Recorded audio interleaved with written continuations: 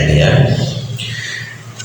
Syekh Islam Ibnu Taimiyah rahimahullah pernah berkata, zuhud yang sesuai dengan syariat adalah meninggalkan keinginan pada hal-hal yang tidak bermanfaat di negeri akhirat, yaitu hal-hal mubah yang melebihi kebutuhan yang tidak membantu ketaatan kepada Allah Subhanahu wa Ta'ala.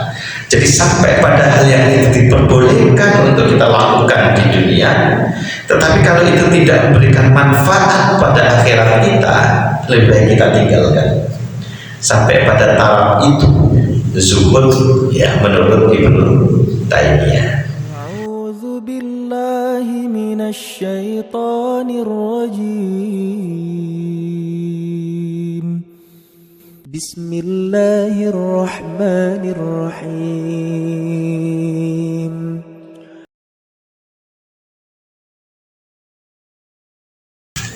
Bismillahirrahmanirrahim.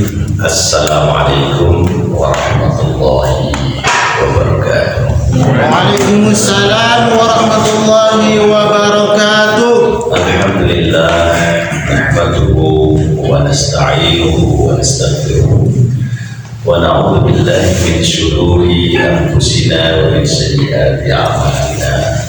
May yahdihillahu fala mudilla lahu wa may yudlilhu falan tajida lahu waliyyan mursyida.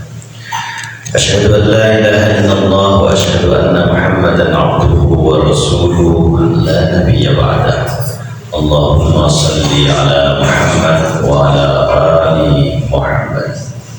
Bapak Ibu yang dirahmati Allah Subhanahu wa Ta'ala, puji syukur sudah sepantasnya kita panjatkan hanya kepada Allah semata atas setiap nikmat yang mustahil bagi kita untuk menghitung-hitungnya, wabil khusus nikmat iman dan kehidupan, sehingga kita bisa berhimpun di dalam satu majelis yang insya Allah diberkahi ini.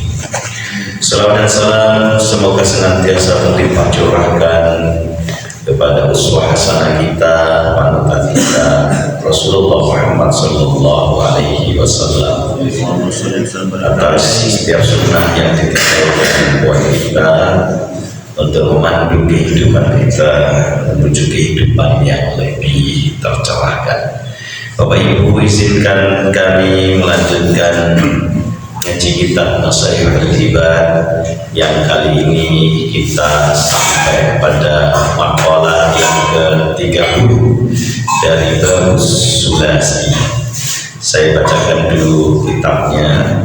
Bismillahirrahmanirrahim. Wal maqalatus salasun, dan maqalah atau nasihat yang ke-30. An Abi Zakaria Yahya bin Mu'adz rahmatullahi alaihi, dari Abu Zakaria, jadi seorang ulama sufi ya, yang kunyanya atau anaknya itu bernama Zakaria, maka kemudian dia disebut Abu Zakaria ya, Pakni Zakaria ya, atau ayahnya Zakaria. Nama aslinya adalah Yahya ya. Jadi satu kata saja ya, Yahya. Ayahnya bernama Mu'adz. Makanya kemudian untuk membedakan dengan Yahya yang lain, nah tradisi di Arab itu ya, ditempelkan nama ayahnya, bahkan nama kakeknya, lalu nama keluarga, marganya. Jadi Yahya bin Mu'adz, tapi biasa dipanggil dengan Abu Zakaria, Bapak Zakaria rahmatullahi alaihi. Apa yang beliau katakan? Tarkud dunya kulliha akhdul akhirati kulliha. Tarkud dunya, meninggalkan dunia, kulliha secara total, akhdul akhirati kulliha, ya, itu terletak pada kita mengambil akhirat secara total. Dalam bahasa yang lebih sederhana, kalau kita mau meninggalkan, bisa meninggalkan keduniaan ini secara total, maka harus dilakukan dengan fokus pada akhirat kita secara total. Li'annahuma kadzarrataini, ya, karena keduanya, dunia dan akhirat itu seperti dua dzarrah. Dzarrah itu artinya adalah, bahasa Jawanya apa ya? Maru. Tahu maru ya? Saya juga baru tahu kali ini, maru. Madu atau istri lain, gitu ya. Jadi yang punya istri dua, ya. Kalau kita baik-baikan dengan istri yang pertama, kok kita ya, saya cuma satu gitu ya. Baik biasanya begitu. Kalau baik dengan istri yang pertama, maka istri kedua akan cemburu, gitu. Ya. Kalau baik-baik dengan istri yang kedua, istri pertama akan cemburu, selalu begitu. Nah, jadi diibaratkan oleh Imam Nawawi itu dengan dorota ini. Saya kata Imam Nawawi punya istri berapa gitu ya, sehingga mencontohkan dengan dua orang madu gitu ya. Jadi baik dengan yang satu-satunya cemburu dan marah, kalau baik dengan satunya lagi sebaliknya juga demikian. Nah ini kalau dorota ini ada yang dua istri. Nah konon katanya agar dua-duanya tidak saling cemburu, maka nambah 3 atau nambah 4, katanya begitu, sehingga tidak ada ya permusuhan yang sifatnya drastis begitu. Seperti kalau ada 2 calon di dalam pemilihan, itu kan biasanya ya tingkat konflik dan gapnya itu kan luar biasa gitu ya. Seperti tahun berapa? 2019 ya, sampai sekarang masih terasa irisan itu ya, Prabowo dan Jokowi waktu itu ya. Walaupun kemudian Pak Prabowo bergabung dengan rezim Jokowi, kabinet Jokowi, tetap saja itu ya. Nah, berbeda dengan tahun 2024 kemarin gitu ya, ketika ada 3 calon. Nah, ibaratnya seperti itu katanya, kata Imam Nawawi, kadzarratai, seperti 2 orang madu. Kalau kita ini fokus pada dunia kita, terlalu melekat hati kita dengan dunia, maka akhirat kita ini ya bablas gitu. Atau sebaliknya gitu ya, kalau orang terlalu fokus dengan akhiratnya, dunianya terlupakan. Nah ini, jadi kadzarratai ini, saya nggak tahu apakah permisalan atau ibarat ini tepat atau tidak gitu ya. Tentunya yang punya istri 2 yang sangat paham gitu ya. Jadi kadzarratai ini seperti 2 orang madu. Faman tarokaha ayat dunia, karena siapa yang meninggalkan dunia, ya kullaha akhadha ayil akhirah, maka karena siapa yang meninggalkan dunia kullaha secara total, akhadha, maka dia akan mampu mengambil akhiratnya kullaha secara total. Ai faman a'rada 'anid dunya bil kulliyati, ya, barang siapa yang mampu a'rada, berpaling ya, 'anid dunya, dari dunia, bil kulliyah, ya, secara total, keseluruhan, ahabbal akhirata hubban katsira, maka dia niscaya dia akan mampu mencintai akhiratnya hubban katsira, dengan cinta yang banyak. Wa man akhadhaha ay dunya, dan barang siapa yang lebih mengambil dunianya kullaha secara total, keseluruhannya, tarokaha ayil akhirah, maka dia akan meninggalkan, niscaya dia meninggalkan akhiratnya secara kullaha, secara total. Ai faman ahabba dunya bil kulliyah, atau barang siapa yang mencintai dunia bil kulliyati, ya, secara totalitas, a'rada anil akhirati bil kulliyah, maka niscaya dia akan berpaling dari akhiratnya secara total. Fa'akhduha fi tarkiha, maka ya mengambilnya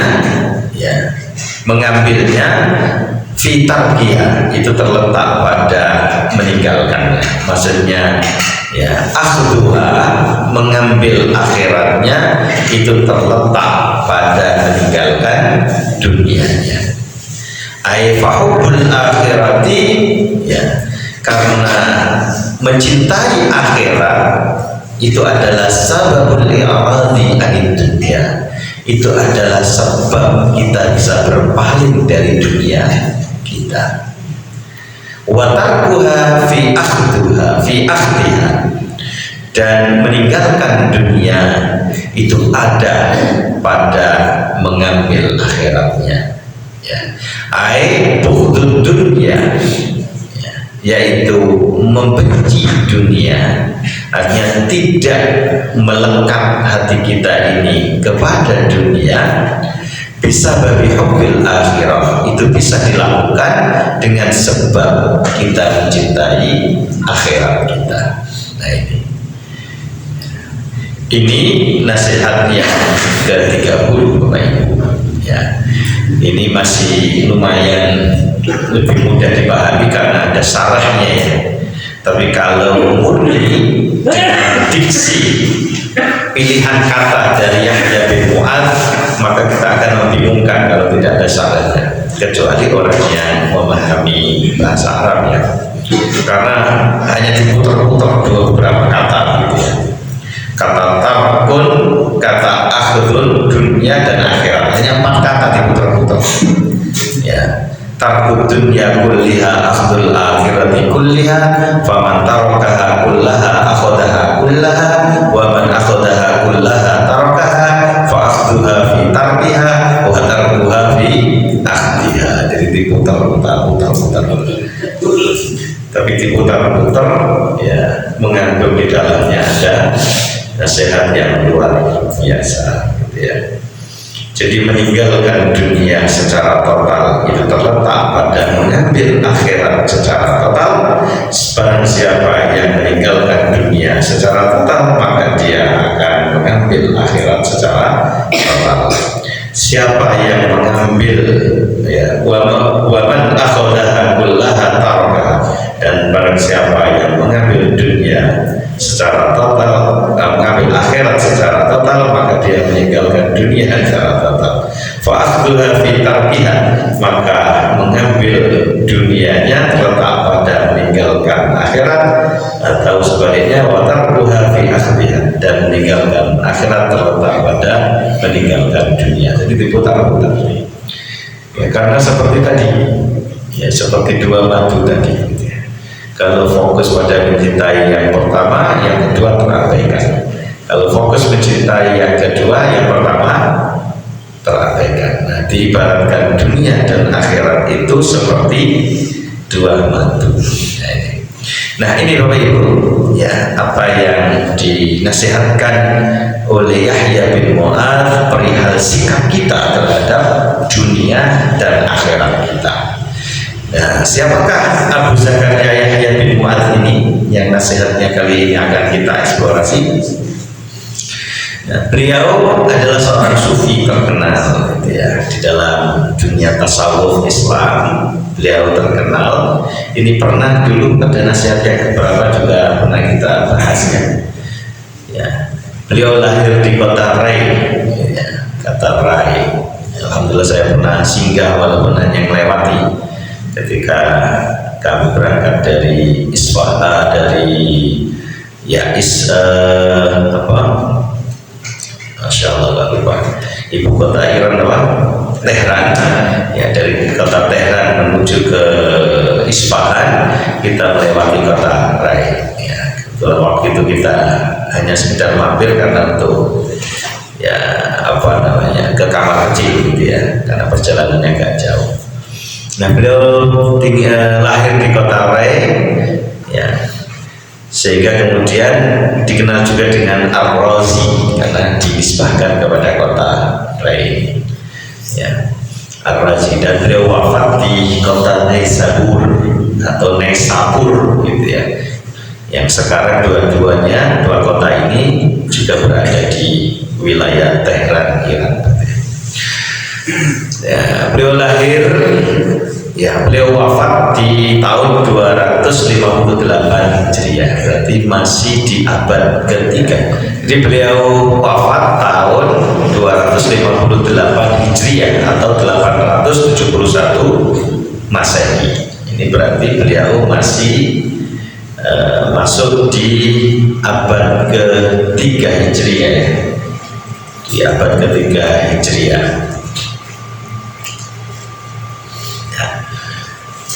Nah, ajaran-ajaran beliau, ya, nasihat-nasihat beliau, ya, banyak terkait, ya, atau terfokus dengan cinta, mahabbah, dan al-ism ilallah, dari cinta dan kerinduan kepada Allah.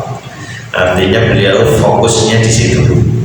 Serta yang kedua, fokus pada ajaran tentang zuhud, ya, ajaran tentang zuhud, yaitu sikap menjauhi kemelekatan pada dunia. Nah, ini, ya, untuk meraih kehidupan akhirat yang lebih baik. Ya, selain itu, beliau tidak sekedar fokus ajarannya itu secara teoritis, gitu ya. Karena ada, ya, ulama-ulama itu yang memang secara teori mengajarkan tentang akhlak tasawuf, ya, tetapi tidak diturunkan dalam bentuk amaliyah atau tarekat, gitu ya. Nah, beliau dua-duanya. Jadi secara teoritis, ya, beliau banyak memberikan ujaran dan pengajaran tentang, ya, laku akhlak tasawuf, sekaligus juga beliau mengamalkan langsung, gitu ya. Atau dalam istilah sekarang tidak sekedar tasawuf falsafi, gitu ya, tetapi juga tasawuf akhlaki.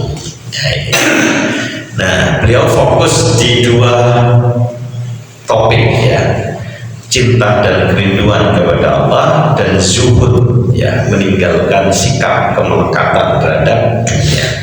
Termasuk maqalah yang kali ini kita kaji, ya, itu fokusnya adalah pada zuhud, ya. Nah, maqalah ini, nasihat dari Yahya bin Mu'adz ini mengingatkan kita tentang apa itu zuhud, gitu ya. Nah, zuhud itu adalah sikap tidak terikat pada dunia. Ya, bukan berarti kemudian kita meninggalkan dunia sepenuhnya, itu tidak mungkin, gitu ya. Karena memang Allah menciptakan diri kita ini sebagai makhluk dunia. Ya, sengaja Adam itu kemudian diturunkan dari surga, ya, agar dia, ya, hidup di dunia, gitu ya. Ya, itu artinya kan sudah skenario yang Allah buat, ya, walaupun melalui satu tragedi, ya, godaan iblis dan sebagainya, tapi memang manusia sudah di apa, kalau istilah sekarang kita buat skenario itu plot twist sebenarnya.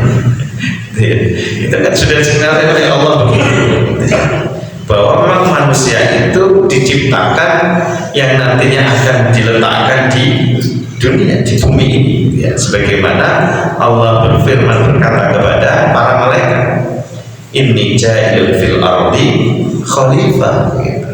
Nah, ini lalu kemudian plot twistnya seperti tadi, ada godaan iblis, itu Allah memerintahkan, melarang untuk tidak mendekati pohon terlarang dan sebagainya. Jadi memang manusia itu adalah makhluk dunia, ya, maka meninggalkan dunia kita sepenuhnya tidak mungkin, gitu ya. Saya kira banyak hadis-hadis yang menunjukkan tentang itu, ya, di mana ada seorang sahabat yang setiap hari kerjaannya itu, ya, beribadah, ya, sholat karena putus di masjid, gitu ya. Lalu kemudian ada yang matur kepada Rasulullah, ya Rasulullah, orang itu soleh baik sekali. Dia setiap harinya kerjaannya adalah beribadah. Nah, lalu kemudian Rasulullah bertanya, lalu istrinya, anaknya, siapa yang memenuhi kebutuhannya? Yang memenuhi kebutuhannya adalah saudaranya. Maka Rasulullah mengatakan saudaranya lebih baik daripada dia. Nah, itu artinya menunjukkan bahwa ya kita tidak bisa meninggalkan dunia ini sepenuhnya, karena bagaimanapun kita punya tanggung jawab terhadap dunia kita, ya, dan orang-orang yang berada di dalam tanggung jawab kita. Nah, maka zuhud itu ya memang banyak definisi tentang zuhud, Bapak Ibu ya, tetapi yang paling populer itu adalah ya kita mampu menyeimbangkan antara dunia kita dengan akhirat kita. Nah, ibaratnya kalau punya dua istri itu kan bisa menyeimbangkan ya cintanya pada antara keduanya kan gitu ya. Tapi kira-kira mungkin nggak Bapak Ibu? Ya nggak tahu, saya nggak pengalaman gitu ya. Nah, tapi kalau dunia dan akhirat, ya, mari kita belajar gitu ya. Jadi bukan berarti meninggalkan dunia sepenuhnya, tetapi menjadikan akhirat sebagai tujuan utama dalam setiap tindakan, bahkan termasuk amal tindakan dunia kita. Dalam bahasa yang berbeda, amalnya adalah amalia duniawiyah, tetapi ruhnya, spiritnya, niatnya, motivasinya, fokusnya adalah untuk akhirat kita. Ya, artinya bagaimana kita kemudian menambahkan setiap perilaku dunia kita ya dengan spiritualitas itu sebagai modal akhirat kita. Nah ini, sehingga apapun yang kita lakukan di dunia ini bisa bernilai ibadah. Nah ini yang dimaksud dengan zuhud itu. Jadi sikap tidak terikat dengan dunia kita, sikap hati yang tidak melekat terhadap dunia kita, ya, sehingga dunia itu ya sebagai sarana semata ya, gitu. Jadi sikap zuhud itu tidak berarti meninggalkan tanggung jawab duniawi kita ya, tetapi menjadikan dunia sebagai sarana untuk meraih ridha Allah Subhanahu wa Ta'ala. Ini ya. Syekh Islam Ibnu Taimiyah rahimahullah pernah berkata, zuhud yang sesuai dengan syariat adalah meninggalkan keinginan pada hal-hal yang tidak bermanfaat di negeri akhirat, yaitu hal-hal mubah yang melebihi kebutuhan yang tidak membantu ketaatan kepada Allah Subhanahu wa Ta'ala. Jadi sampai pada hal yang itu diperbolehkan untuk kita lakukan di dunia, tetapi kalau itu tidak memberikan manfaat pada akhirat kita, lebih baik kita tinggalkan. Sampai pada taraf itu zuhud ya menurut Ibnu Taimiyah ya. Nah ini kan berarti tergantung bagaimana kita melakukannya Bapak Ibu ya. Ya, misalnya sukanya nyeruput kopi gitu ya, sambil dengar gitu ya. Nah itu kan dunia mubah kan, boleh kan, boleh. Tapi kalau kita melakukannya dengan niat agar kita nggak merasa nih ya, nggak melakukan maksiat yang lainnya, berarti kan itu juga bisa bernilai ibadah. Berarti fokusnya juga tetap akhirat. Timbang delok HP scroll ya, juga sama-sama mubah, tetapi cenderung kemudian gampang kemudian menikmati hal-hal yang itu memaksiatkan mata kita, lalu kita pilih kemudian nyeduh kopi ya, sambil nyeruput kopi tidak jeduh gitu.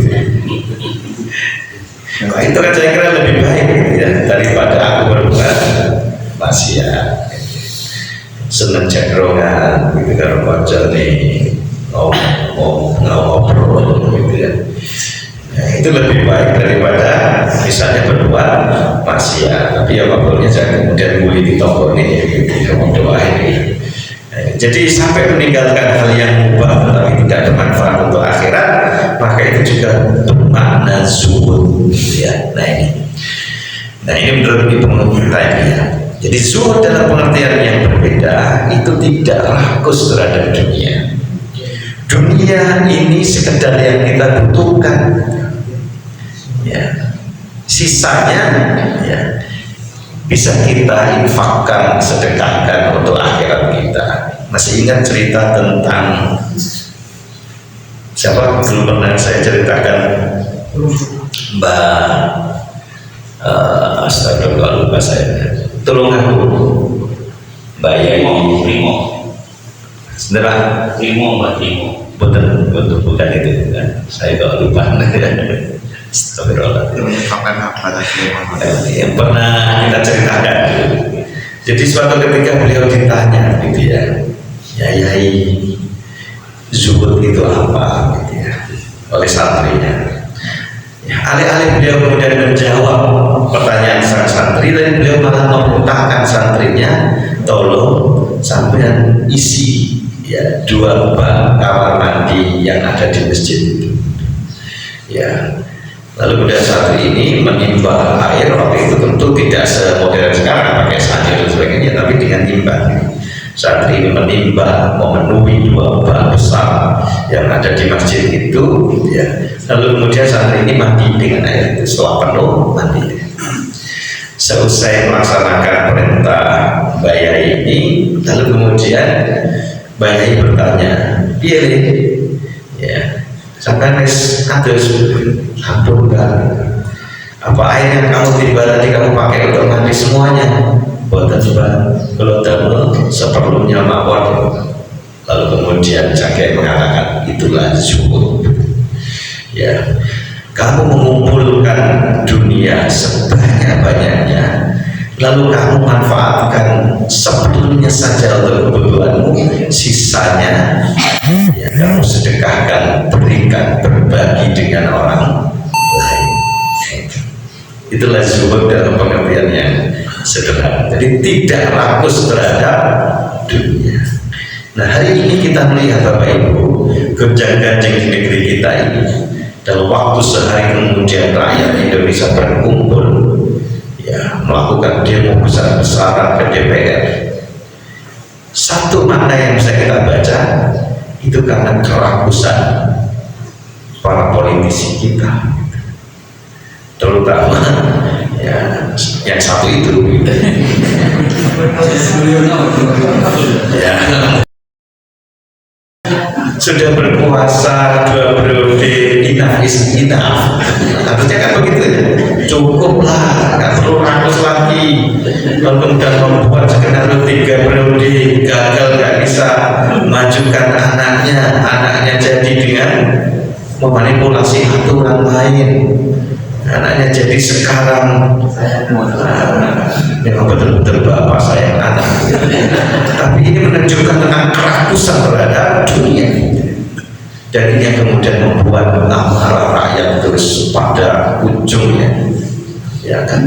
Tidak dalam satu hari Bapak Ibu, tidak ada yang mengkoordinasi dan lain sebagainya, tiba-tiba semuanya berkumpul gitu ya. Ini kan luar biasa. Ini tanda-tanda zaman yang tidak bisa dibaca oleh dia yang tidak sensitif terhadap ini. Jadi zuhud itu ternyata memiliki dampak manfaat yang luar biasa. Tidak sekedar kehidupan kita secara individu ya, tetapi dalam konteks bersosial ya, zuhud juga memiliki dampak kemanfaatan yang luar biasa. Sebaliknya ya, kerakusan itu memberikan dampak bahaya yang luar biasa. Nah ini, jadi di antara sifat mulia dan terpuji adalah tidak rakus dan tamak dengan dunia. Dunia itu isinya bisa macam-macam Bapak Ibu ya, pujian, popularitas, harta, ya kekuasaan, jabatan, kehormatan, itu dunia isinya. Ya, padahal kalau kita mau berpikir, ya kekuasaan itu hanya milik Allah. Ya, harta jabatan itu Ya hanya amanah kan begitu. Tetapi ketika kita memiliki ketamakan terhadap dunia, maka serasa semua itu adalah tujuan utama kita. Ya, kalau kita masih berpikir normal dan sehat gitu, saya kira kok bisa ya? Kita kan pasti berpikir kok bisa ya? Ada orang yang begitu. Kok sudah saatnya cukup ya cukup mestinya begitu. Kok masih mau ya? Nah, artinya dalam bahasa yang berbeda berarti orang yang khususnya orang yang kehilangan akal warasnya sehingga tidak bisa menimbang ya, kecuali kalau memang nggak punya pertimbangan etika maupun akhlak gitu ya. Ada orang bicara tentang etik dibilang dasmu etik gitu ya. Nah ini kan sudah gimana ketika etika sudah tidak bisa lagi menjadi alat penimbang setiap tindakan kita selesai sudah. Nah ini lagi-lagi akibat hatinya sudah melekat dengan dunia. Ini jangan dilihat orang lain ya, lihat diri kita aja kan. Nanti dilihat hanya mulai di dalam diri kita ada juga potensi mulai. Ya, ketika telunjuk kita menghadapkan ke orang lain, ada empat yang lain mengarah ke diri kita. Gitu ya. Nah ini, oke ya. Jadi di antara sifat mulia dan terpuji adalah tidak rakus dan tamak dengan dunia. Ya, yang disebut dengan zuhud. Inilah yang disebut dengan zuhud. Jadi nggak tamak gitu ya. Artinya bagaimana menggunakan dunia itu seperlunya sesuai dengan kebutuhan kita yang masih wajar saja gitu ya. Abdullah bin Al-Mubarak mengatakan orang yang zuhud adalah orang yang jika mendapatkan dunia tidak gembira, artinya biasa saja. Masih ingat nasihat yang keberapa itu ya, al-qasdu istilahnya, jadi biasa saja. Al-qasdu fil faqri wal ghina, ketika kita mendapatkan kekayaan ya biasa saja, ketika kita sedang menghadapi kemelekatan juga biasa saja. Maka kata Ibnu Mubarak, orang yang zuhud adalah orang yang jika mendapatkan dunia tidak gembira, biasa saja. Sebaliknya jika kehilangan dunia dia tidak bersedih.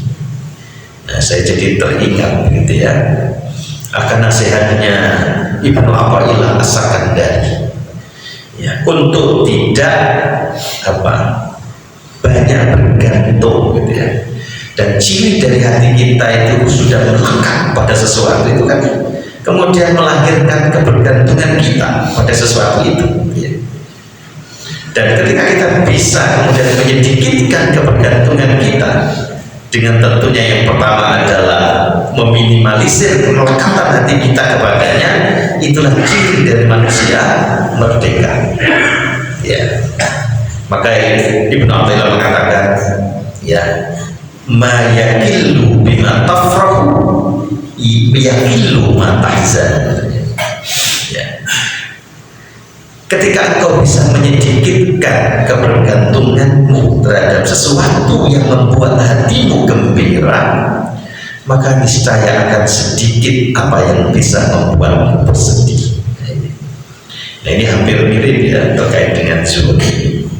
Ketika hati kita bisa kita minimalisir kemelekatan kepada sesuatu, maka otomatis kebergantungan kita kepadanya menjadi sedikit.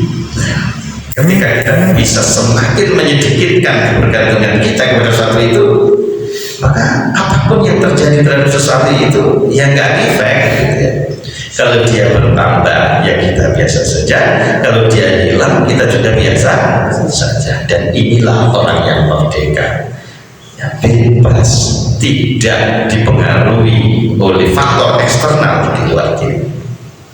Atau akan mengatakan inilah orang yang kaya, yaitu orang yang mampu menyedikitkan kebutuhannya terhadap dunia. Nah, jadi boleh nggak kita memiliki kekayaan? Tidak sekedar boleh, dianjurkan. Kita memiliki banyak materi dunia ini. Kalau perlu jabatan, oke. Ya, materi kekayaan oke, boleh, tapi semua itu hanya menjadi sarana, tidak membuat hati kita melekat kepadanya. Ini kira-kira sulit atau sulit? Oke, sulit. Maka zuhud itu boleh kan? Orang kaya punya banyak harta tapi dia zuhud. Ada nggak? Ada, dan banyak contohnya. Ya. Nah ini Imam Ibnul Qayyim Al-Jauziyah di dalam kitab Madarijus Salikin, ya, beliau mengatakan begini: selama harta yang berada di tanganmu tidak berada di dalam hatimu, maka harta tersebut tidak akan membahayakanmu meskipun banyak. Namun jika harta tersebut berada di dalam hatimu, dia akan membahayakanmu meskipun tidak ada sedikit pun yang berada di tanganmu. Jadi jangan kemudian dikatakan orang miskin yang nggak punya harta itu kemudian dia juga pasti zuhud, enggak juga gitu. Karena zuhud itu lebih banyak terkait dengan kondisi hati kita. Maka ada yang bertanya kepada Imam Ahmad, ya, Ahmad bin Hanbal, ya, apakah seseorang yang memiliki 1000 dinar, ini kan kaya sekali ya, bisa bersikap zuhud? Ya, beliau menjawab iya, dengan syarat dia tidak bergembira ketika hartanya bertambah dan tidak bersedih ketika hartanya berkurang. Jadi zuhud itu tidak bergantung kepada sedikit atau banyaknya harta, tetapi itu terkait dengan hati kita, melekat atau tidak dengan dunia, bergantung atau tidak dengan dunia. Ya, bisa dibagi maksud saya Pak, ya. Nah, inilah zuhud, gitu ya. Nah, jadi boleh, ya, silahkan kita ini, ya, mengais rezeki kita sehingga kita mendapatkannya sebanyak mungkin, dan justru itu dianjurkan oleh Islam. Kita menjadi orang yang kaya, memiliki banyak harta, pangkat, jabatan, tapi semua itu menjadi sarana kebaikan, gitu ya. Ya, sehingga kita bisa menjadi orang yang mampu memberi. Ya, kalau bahasa Muhammadiyahnya itu menjadi muslim yang nyok, gampang memberi. Itu ciri orang Muhammadiyah kan begitu, gampang saja dia menafkahkan hartanya, menginfakkan hartanya, gampang mengeluarkan sedekahnya. Itu ciri Muhammadiyah yang diajarkan begitu kan Muhammadiyah. Ya, muslim yang itu. Dan bagaimana mungkin kita bisa nyanyok kalau kita tidak memiliki sesuatu, gitu. Karena faqidus syai'i la yu'ti. Orang yang tidak punya sesuatu, dia nggak bisa memberi. Agar bisa memberi, maka dia harus punya. Masa kita berikan sesuatu ini milik tangganya, kita mencuri namanya, begitu ya, walaupun untuk kebaikan, gitu ya. Ya, tentu tetap nggak boleh. Maka itu milik kita sendiri yang kita berikan. Maka kita harus malikus syai', pemilik sesuatu, bukan faqidus syai', orang yang tidak memiliki sesuatu. Baru kita bisa yu'ti, memberinya. Jadi zuhud itu tidak tergantung kepada banyaknya harta dunia yang kita miliki, tidak, tapi itu masalah hati. Lalu bagaimana kemudian hati kita ini bisa mengatur tata perilaku kita terhadap dunia. Nah, yang terakhir terkait dengan zuhud ini, anjuran kita untuk menyembunyikan zuhud, ya, sebagaimana ya Ayub, ya, apa ini, Sikhtiyani, ya, pernah berkata, sungguh seorang menyembunyikan zuhudnya itu lebih baik daripada ia menampakkannya. Ya, artinya ya, tetap berlaku takwa di dalam kondisi sir, ya, itu lebih utama daripada dalam kondisi alaniyah, ya, kondisi terangan. Ya, kalau zuhud ya supaya mungkin kita sembunyikan, ojo diumbar. Nah, ini ambil karena saya zuhud ini. Ya, oke. Jadi nasihat ini yang pertama Bapak Ibu mengingatkan kita tentang konsep tentang zuhud, ya, konsep tentang zuhud yang harusnya kita perlu lakukan, ya, di dalam kehidupan kita. Ya, Nasihat ini juga mengajarkan kepada kita tentang bagaimana kita memperlakukan dunia dan akhirat kita harus secara seimbang, ya. Seperti tadi dua madu tadi harus seimbang, ya. Fokus pada akhirat yang akan membawa keberkahan di dunia. Mereka yang mengejar akhirat dengan sungguh-sungguh akan mendapati dunia mengikuti dirinya. Ini sudah otomatis. Maka fokuslah pada akhirat kita, walaupun perilaku kita penampakannya adalah duniawi.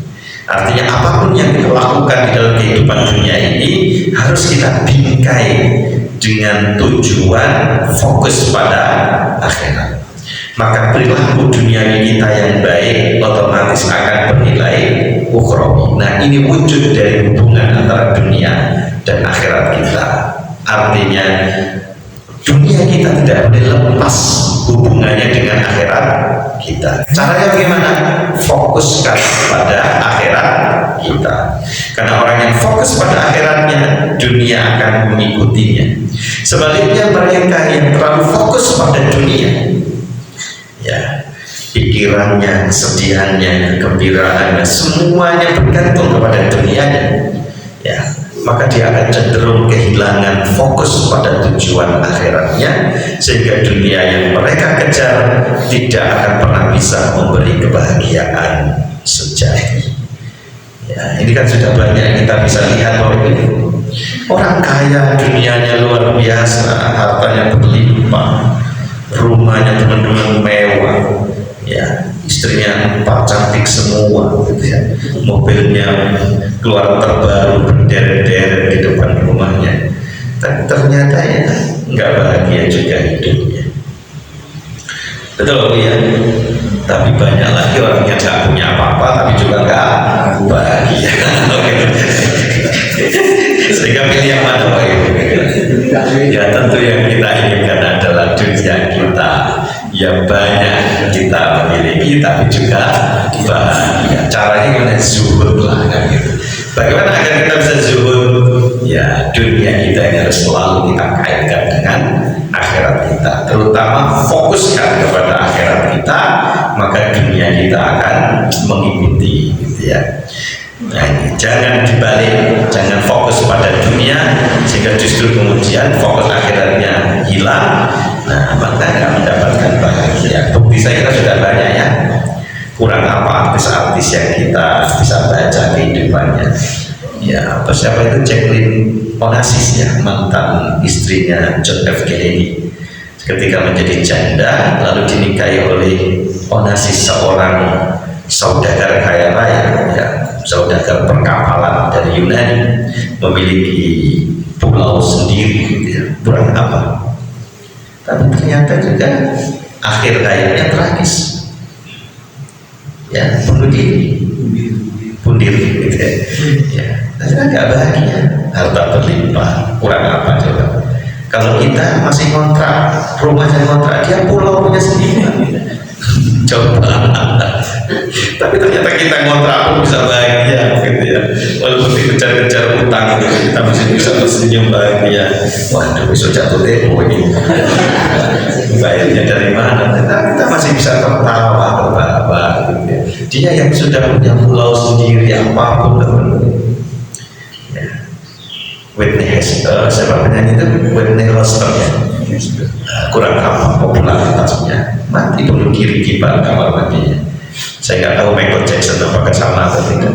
Jadi ternyata banyak cerita yang menegaskan kalau kita fokus di akhirat kita, maka dunia cenderung akan mengikutinya dan kebahagiaan sejati akan kita dapatkan. Maka fokuslah pada akhiratmu, dunia akan kau dapat. Ya, ini Al-Imam Hasan Al-Basri mengatakan, wahai para pemuda, hendaklah kalian selalu mencari akhirat, yakni bersungguh-sungguh beramal untuk kepentingan akhiratmu. Telah banyak orang yang kami lihat mencari akhirat, lalu dia juga mendapatkan dunia. Tetapi kami tidak pernah melihat orang yang mencari dunia semata, kemudian dia juga mendapatkan akhiratnya. Nah ini. Jadi ternyata sejak zaman dahulu, masanya Imam Hasan Al-Basri, hukum sejarah ini sudah berlaku. Ya. Imam Hasan al-Basri itu kan masa tabi'in. Masa tabi'in berarti hampir mirip dengan Yahya bin Mu'adzib. Ya, bahkan lebih duluan Hasan al-Basri ya. Ya. Lebih dulu Hasan al-Basri. Itu sudah hukum tentang dunia itu seperti itu gitu. Maka tidak perlu heran hukum sejarah ini akan terus berulang.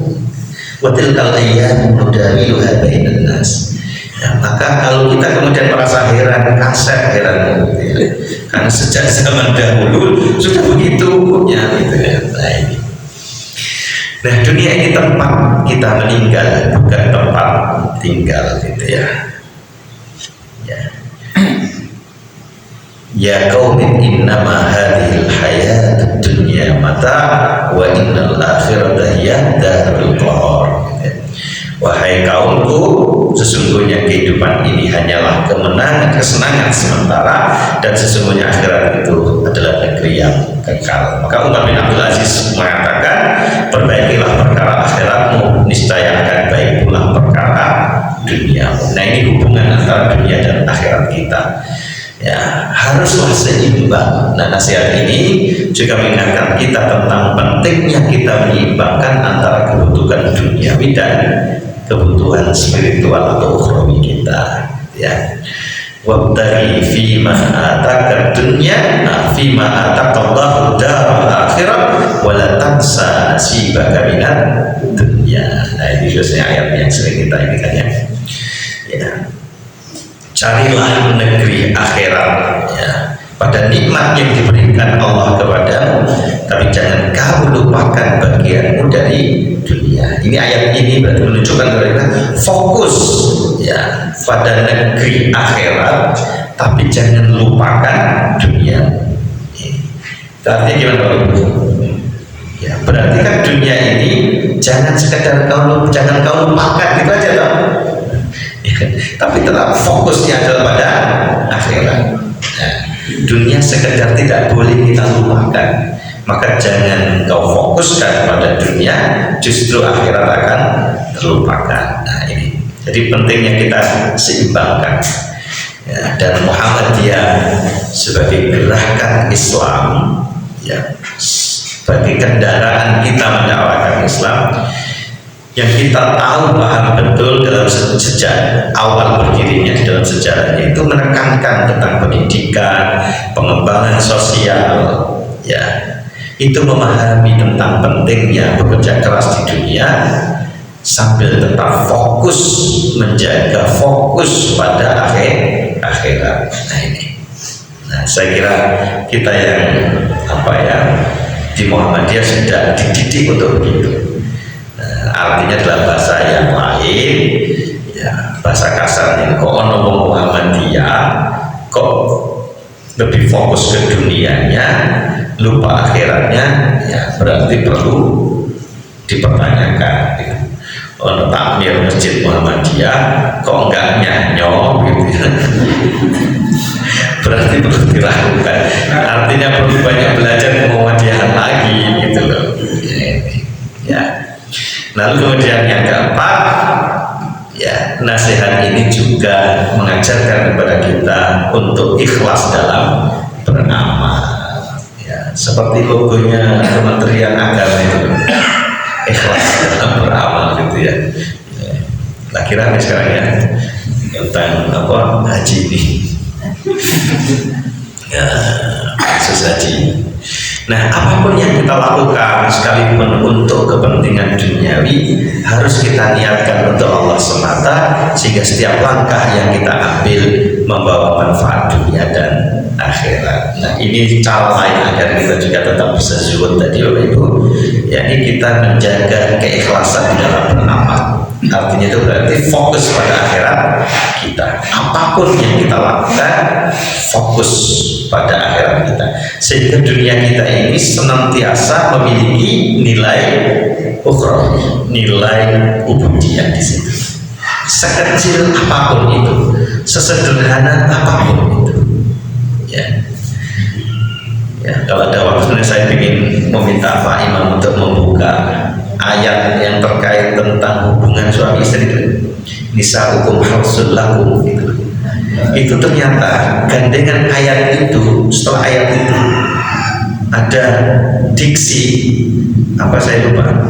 Artinya apapun yang kamu lakukan, ya, hendaklah engkau lebih mengutamakan gitu. Coba Al-Quran ketika bicara tentang hubungan yang sangat privat seperti itu, ya, itu jelas-jelas di situ ditegaskan itu kan duniawi kan, betul Pak Ibu? Itu kan hasrat biologis kita dunia, tetapi ada anjuran di situ, hendaklah apa yang kamu lakukan itu engkau lebih utamakan. Qaddimu li anfusikum. Qaddimu li anfusikum, terus menurut Pak Imam. Qaddimu li anfusikum wattaqullaha wa alamu. Wattaqullah. Coba. Ya, bicara tentang hubungan biologis yang betul-betul itu adalah hasrat duniawi, kepuasan, tapi tetap di situ kita diajarkan apa tadi? Wattaqullah. Sebelumnya Qaddimu li anfusikum. Qaddimu li anfusikum wattaqullah. Ya, artinya apa kata Gus Baha itu? Ya, ketika mau berhubungan badan seperti itu pun, ya, jangan lupakan fokusmu pada akhirat, ya. Berdoa gitu. Ya tak? Nggak langsung main tembak-tembakan langsung sudah selesai gitu. Enggak, tetap kemudian kita harus ingatan akan kita fokuskan pada akhirat kita. Ya Allah, gimana doanya? Pasti hafal doanya. Ya tak? Doa favorit pasti hafal. Ya tak? Jelas di dalam doa itu. Ya, mudah-mudahan kalau engkau berikan rezeki dari hubungan ini berupa anak, jadikan dia anak yang terjauhkan dari setan, ya kan? Lalu kemudian tambahin niat ukhrawinya agar dia menjadi pewaris tauhid kita hari ini. Fakat dimulai anfusikum, maka utamakan bagi dirimu itu ukhrawimu itu, walaupun di dalam perilaku dunia. Ya, ini apalagi dalam berdagang kita, bekerja kita, maka kita fokuskan, utamakan, ya, li anfusikum wattaqullah, ada ketakwaan di situ. Nah ini Bapak Ibu, ya, dan itu bisa kita lakukan kalau kita bisa ikhlas dalam setiap amal kita, fokuskan itu lillahi ta'ala. Nah sekarang zuhud di dalam keseharian kita, bagaimana Bapak Ibu contohnya untuk mengakhiri pembahasan kita biar bisa 45 menit pas ini. Yang pertama, contoh dari zuhud dalam keseharian, kita belajar senantiasa menjaga hati kita dari kecintaan dan kemelekatan terhadap dunia. Ingat, ketika kita punya harta apapun, ya kita timbang posisinya di hati kita. Apakah kita terlalu bergantung kepadanya, terlalu melekat kepadanya? Ya tentu termasuk kepada isi dunia yang lain berupa pasangan, anak-anak kita. Jangan sampai karena terlalu cintanya kepada keluarga kita, ya, menjadikan kemudian, ya, segala tindakan untuk kita, ya, lupa akan tujuan asalnya. Cinta ayah kepada anaknya membuat rusak seluruh negeri, yang itu bahaya. Yang kedua adalah mengendalikan keinginan untuk, ya, tidak berbelanja berlebihan, ya, terutama ini siapa yang ibu, ya, masa untuk pergi ke musola aja gak sempat, tapi ini, ya, ke mall ya sempat-sempatin, ya. Nah, dikendalikan keinginan untuk tidak terlalu berlebihan, ya. Termasuk belajar zuhud dalam keseharian kita adalah menggunakan waktu dengan bijak. Dalam pengertian apa? Kita belajar untuk menyeimbangkan tadi. Ada waktu yang kita fokuskan betul-betul untuk ibadah-ibadah kita, gitu ya. Ada waktu yang itu untuk duniawi kita, tetapi tetap di situ fokusnya adalah nilai-nilai ibadah itu tetap, ya, untuk ukhrawi kita harus kita gunakan. Apalagi sekarang, waduh, HP itu luar biasa, gitu ya. Maka kalau kita nggak bijak dalam menggunakan waktu, bisa habis waktu kita untuk scroll terus, ya, untuk tap gitu ya, di TikTok gitu. Jangan lupa tabnya Mas Bro. Oke. Lalu kita belajar sedekah rutin dari penghasilan kita, itu juga bagian dari zuhud kesehariannya. Lalu menjaga kesederhanaan dalam penampilan, ya, kita bisa misalnya untuk membeli pakaian tas yang kecil segitu tapi harganya 1,5 M begitu ya, atau naik private jet begitu dan sebagainya. Wah, jelas kan zuhud banget. Mungkin Anda mampu, ya mampu, tapi perlu kemudian membuat prioritas. Ada yang lebih baik dari sekedar itu. Sewanya aja berapa ya? 2 M atau berapa ya? Per jamnya kan berapa hitungannya? Itu luar biasa. Ya, kita jaga kesederhanaan dalam penampilan kita, nggak perlu banyak gaya lah, karena orang semakin banyak gaya itu semakin banyak tekanannya. Kan hukum fisika begitu ya. Ya. Sehingga kalau nggak pengen stres ya jangan banyak gaya, flexing, dan sebagainya, janganlah. Nah itu adalah zuhud juga, gitu ya. Oke. Lalu menghindari pembicaraan tentang kekayaan, tentang harta. Kan sopan gitu loh ya, terutama usia-usia yang sudah 40-50 tahun ke atas itu kalau diskusi tentang apa yang dimiliki, ini kan senang sekali tentang mobilnya, tentang apapun itu. Nah, orang yang zuhud itu orang yang belajar untuk menghindari, untuk membicarakan tentang kekayaan, harta, pangkat, jabatan gitu ya. Apalagi kalau nggak tahu siapa yang diajak bicara gitu ya. Wah, itu menyenangkan bagi dirinya ya, tapi menyakitkan bagi yang diajak bicara. Diajak bicara untuk bisa memenuhi uang kontrakannya aja, mati-matian suruh pikir itu diajak bicara tentang private jet, tentang ini. Wah. Nah, dan banyak sekali Bapak ya yang bisa coba kita lakukan untuk belajar zuhud dalam keseharian. Saya kira demikian Bapak Ibu. Ya, apa yang bisa coba kita eksplorasi dari nasihat yang ketiga ini terkait dengan apa tadi? Pertama adalah pengertian tentang zuhud, ya. Artinya intinya adalah hati kita tidak melekat pada dunia sehingga muncul kebergantungan kita kepada dunia, ya. Lalu yang kedua terkait dengan bagaimana kita menjaga hubungan antara dunia dan akhirat kita.